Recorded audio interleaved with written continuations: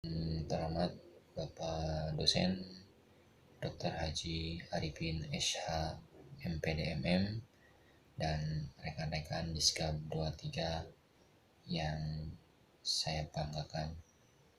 Pada kesempatan hari ini, izinkan kami dari kelompok 1 yang beranggotakan saya sendiri, Agus Nunda Rahmat, dan rekan saya Cucu Suryana akan memaparkan materi mengenai hukum bisnis, yaitu mengenai pengertian dan ruang lingkup hukum bisnis tersebut. Sebagai pembuka, saya akan memaparkan pendahuluan mengenai hukum bisnis. Dewasa ini dengan semakin pesatnya perkembangan setiap bidang kehidupan, termasuk bisnis yang kini tak hanya barang, namun juga jasa. Diperlukan suatu kebutuhan untuk sadar hukum dan melek hukum. Sebagai pelaku bisnis, tentu tidak akan terlepas dari hukum, khususnya hukum bisnis. Hukum bisnis ini bertujuan untuk memberikan kepada para pelaku bisnis berupa keadilan, kepastian hukum, dan ketertiban dalam menjalankan kegiatan bisnis mereka. Dengan demikian, hukum sangat berperan mengatur bisnis agar bisnis bisa berjalan dengan lancar, tertib, dan aman, sehingga tidak ada pihak-pihak yang dirugikan akibat adanya kegiatan bisnis tersebut. Pada kesempatan ini ada beberapa yang akan kami jelaskan. Yang pertama yaitu pengertian hukum bisnis, yang kedua fungsi hukum bisnis, yang ketiga ruang lingkup bisnis, dan yang terakhir adalah sumber hukum bisnis. Kita lihat dulu yang pertama, itu pengertian hukum. Hukum adalah peraturan yang bersifat memaksa yang menentukan tingkah laku manusia dalam masyarakat.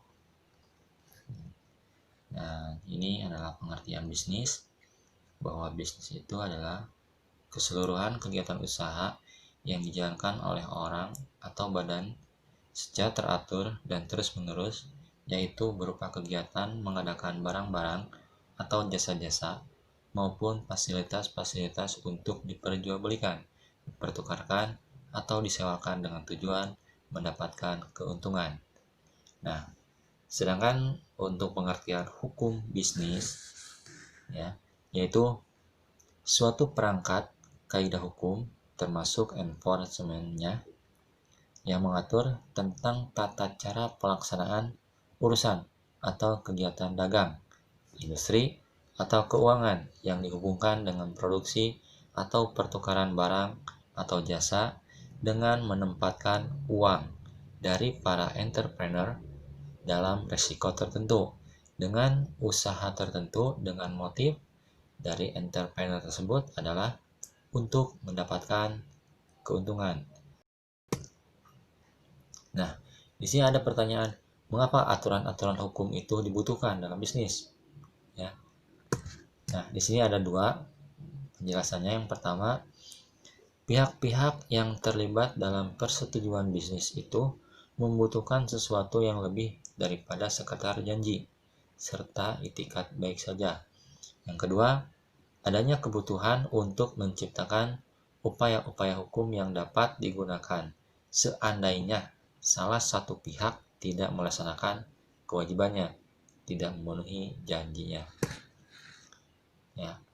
Nah, kita akan melihat fungsi hukum bisnis. Fungsi hukum bisnis ada 3. Ya, yang pertama sebagai sumber informasi yang berguna bagi praktisi bisnis. Nah, yang kedua untuk memahami hak-hak dan kewajibannya dalam praktik bisnis. Dan yang ketiga agar terwujud watak dan perilaku aktivitas di bidang bisnis yang berkeadilan, wajar, sehat, dan dinamis yang dijamin oleh kepastian hukum.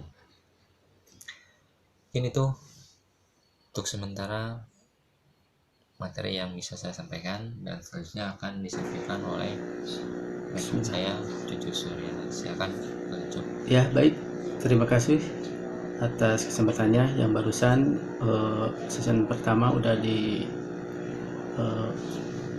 disimpulkan oleh rekan saya, yaitu Saudara Erwin, dan selanjutnya kita akan membahas yaitu ruang lingkup bisnis. Ruang lingkup hukum bisnis terdiri dari beberapa poin, diantaranya kontrak bisnis, bentuk-bentuk badan usaha PT, CP atau firma, perusahaan go public dan pasar modal, jual beli perusahaan, penanaman modal atau investasi atau PAM atau PMDN, kepailitan dan likuidasi, merger, konsolidasi dan akuisisi, perkreditan dan pembiayaan, jaminan hutang, surat-surat berharga, ketenaga kerjaan atau perburuhan.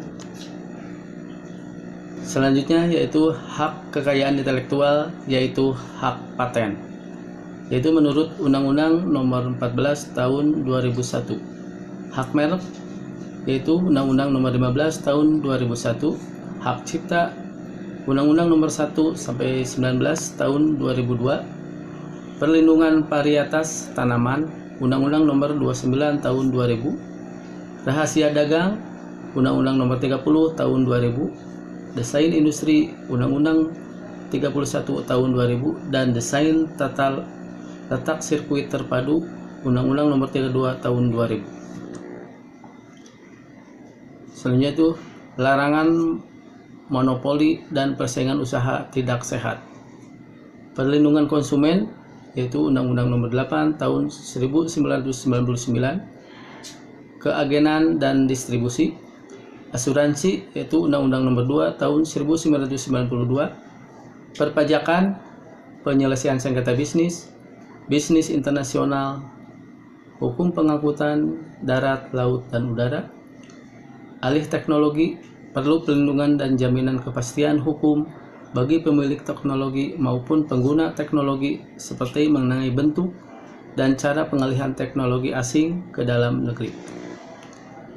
Hukum perindustrian atau industri pengolahan. Hukum kegiatan perusahaan multinasional atau ekspor-impor. Hukum kegiatan pertambangan. Hukum perbankan, yaitu Undang-Undang Nomor 10 Tahun 1998 dan surat-surat berharga. Hukum real estate atau perumahan dan bangunan. Hukum perjanjian internasional atau perdagangan internasional.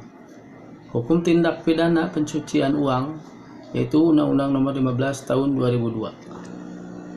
Sumber hukum. Sumber hukum bisnis yang utama atau pokok adalah Nomor 1338 ayat 1 KUH Perdata.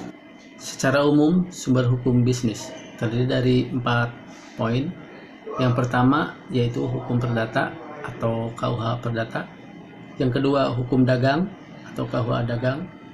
Yang ketiga, hukum publik pidana ekonomi atau KUH Pidana. Dan yang keempat, peraturan perundang-undangan di luar KUH Perdata, KUH Pidana, dan KUH Dagang. Dan ini menurut Monir Kuwadi, ini terdiri dari beberapa sumber hukum bisnis, diantaranya perundang-undangan, perjanjian, traktat, jurisprudensi, kebiasaan, dan pendapatan sarjana hukum. Baik, selanjutnya kita akan melanjut dengan kesimpulan. Hukum tentunya sangat penting untuk bisnis. Seluruh subjek dan objek bisnis tak akan terlepas dari hukum. Hukum menjamin agar kegiatan bisnis dapat berjalan dengan aman, tertib, dan terlindungi oleh kepastian hukum sesuai dengan fungsinya, bahwa sebagai sumber informasi yang berguna bagi praktisi bisnis untuk memahami hak-hak dan kewajibannya dalam praktik bisnis agar terwujud watak dan perilaku integritas di bidang bisnis yang berkeadilan, wajar, sehat, dan dinamis, atau yang dijamin oleh kepastian hukum. Jadi oleh karena itu, dengan menaati hukum bisnis akan menghindarkan para pelaku bisnis dari berbagai persoalan, sekaligus membuat kegiatan bisnis menjadi aman dan terlindungi. Jadi, tidak ada alasan bagi para pelaku bisnis untuk tidak melakukannya.